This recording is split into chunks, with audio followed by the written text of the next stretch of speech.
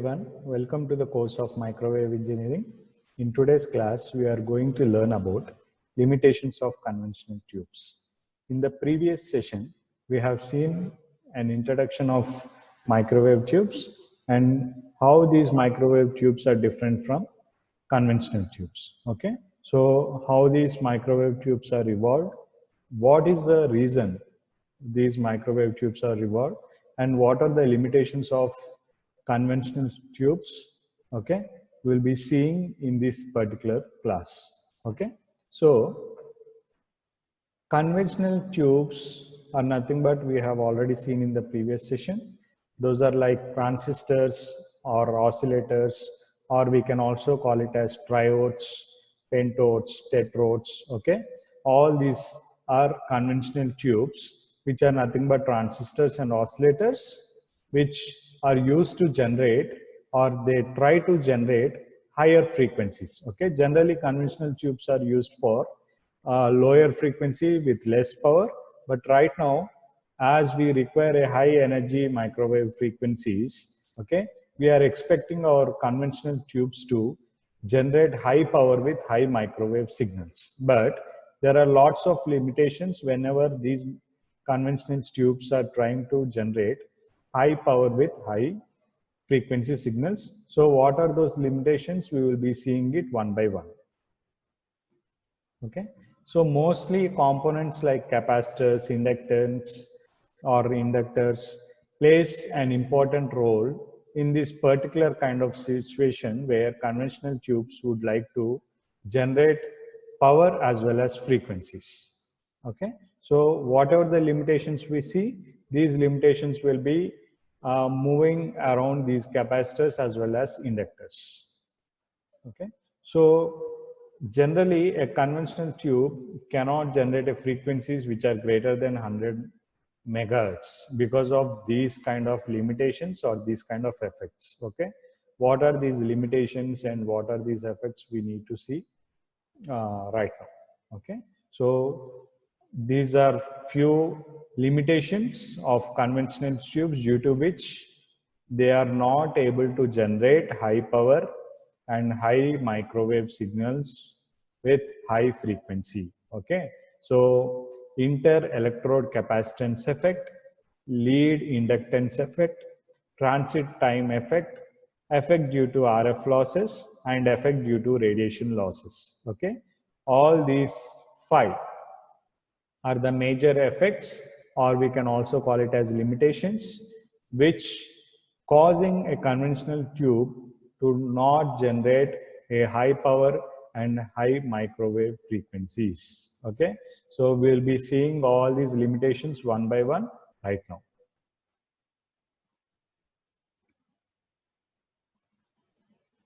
So the first limitation is inter-electrode capacitance. Okay, so what do you mean by inter-electrode capacitance? Means we need to take one example of a conventional tube. So right now we are considering a triode. So this is a triode in which we can see there are 3 electrodes. Okay, so the first electrode is our anode, and the second electrode is our cathode, and the third electrode we can consider it as grid. Grid is nothing but an obstacle between our anode as well as cathode, or you can call it as a plate between our anode and cathode. Okay, so let us consider a triode, which is a conventional tube, as an example to explain how this inter-electrode capacitance is happening. Okay, now here we have got 3 electrodes. One is anode, one is cathode, and one is grid, which is between anode and cathode. Okay, so all these 3 things are separated by dielectric through air. Okay, now we can also observe 3 capacitors. Okay, so these are the capacitance. So whenever an input is given, how these capacitance react, okay, how it behaves, we will be seeing it right now. Suppose whenever the frequency, these conventional tubes or the triodes, pentodes or tetrodes are used for low frequency with low power. But here what we are expecting a high power with high frequency signals. That is also microwave signals with high frequency. So as we try to give, or as we try to generate higher frequencies, as the frequency increases, what happens is, here we can see the three capacitance, right? Okay, so the reactance of the reactance of this particular three capacitance, so CPG, CGK, and CPK, okay, they will uh, begin to short circuit. Okay, whenever there is an increase of frequency, the capacitance or the reaction of a capacitance will tend to short circuit between the input and output voltages. Whatever the input is given, due to the short circuit with the help of higher frequencies, okay, it goes and get connected to the output directly. That's why it's getting, that's the reason of short circuit. Okay, so in a conventional tube like triode, whenever we want to increase the frequency as high, okay, what happens is the reactance at the capacitors will get short circuited, due to which there will be lot of noise and distortion, which leads to reduction of the amplification. Generally, these tubes, conventional tubes, are also used for generating the signals or the frequencies, or else they are also used for amplification or strengthening the signal, weak signal. Okay, so whenever you try to increase the frequency with the help of a conventional tube which generate only less frequencies or low power, okay, there will be a short circuit between the capacitance and or between the input and the output, which leads to the reduction of the amplification. That means the amplification can't be done. There will be a lot of noise, lot of distortions, and due to short circuit there will be mismatch of the inputs and outputs. This is what we consider it as an inter-electrode capacitance. In between these three electrodes, there will be a short circuit whenever we try to get high frequency signals, due to which there is a reduction of an amplification. That's why we are considering inter-electrode capacitance as one of the limitation in a conventional tube for generating higher signals or higher frequencies. So the next limitation is lead inductance effect. Okay, so let us again consider a triode, which is nothing but an conventional tube.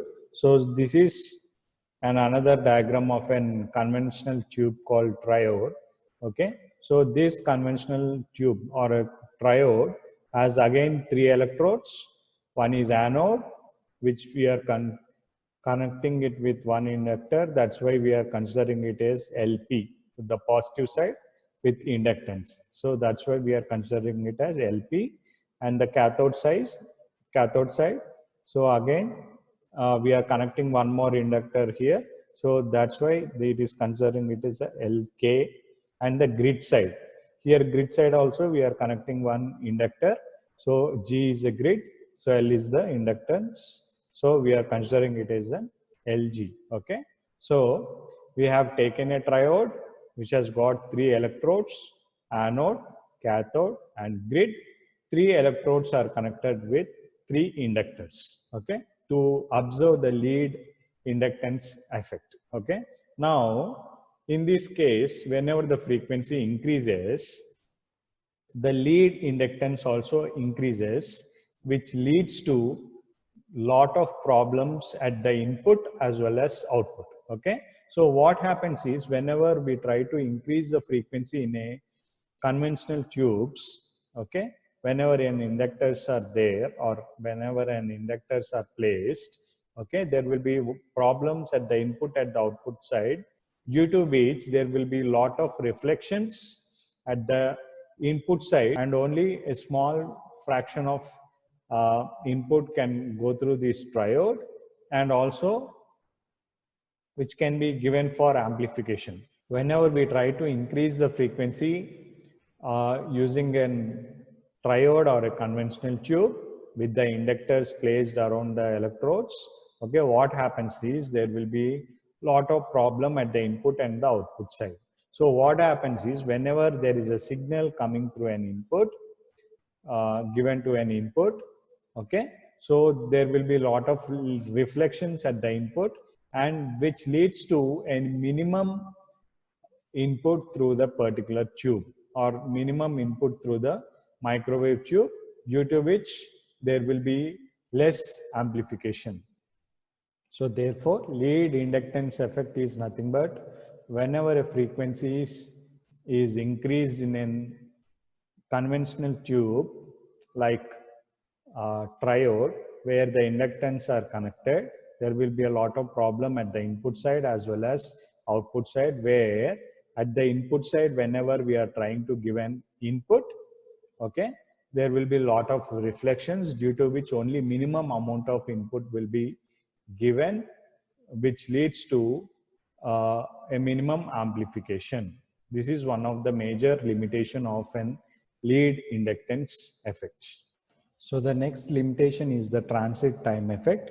So what do you mean by transit time effect? A time taken by an electron to travel from cathode to anode plate of an electron tube.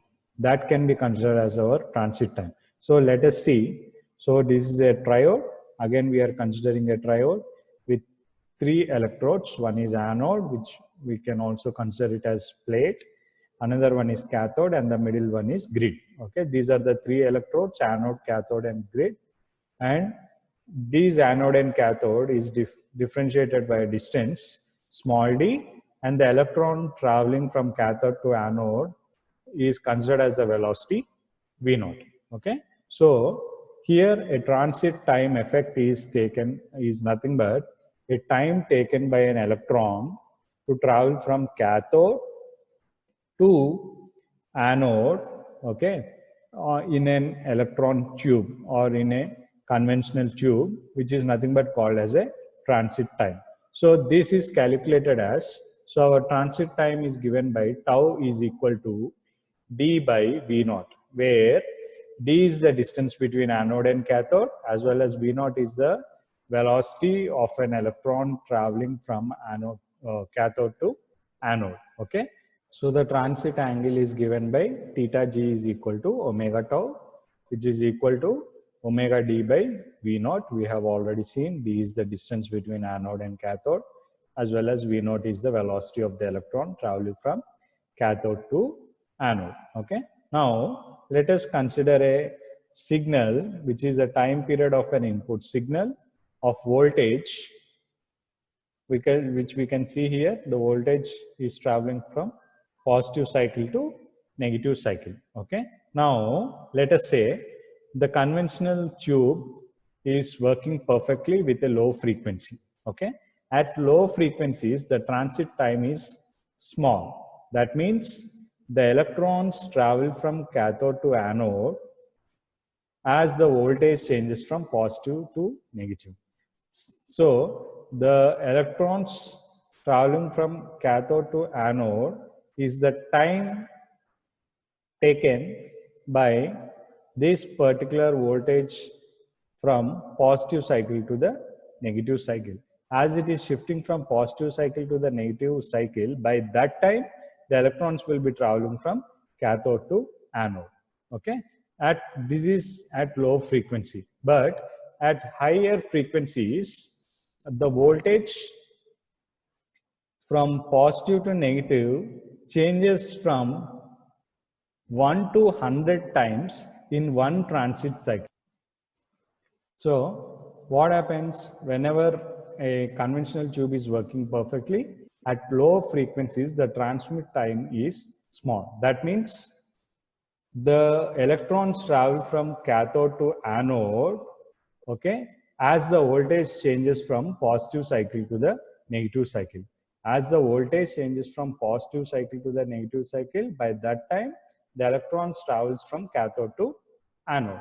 Okay, now if at all we are trying to make higher frequencies using conventional tubes, at higher frequencies, by the time electrons travel from cathode to anode, the transmit time signal, that is nothing but the transmission of positive cycle to the negative cycle, will be about 100 times.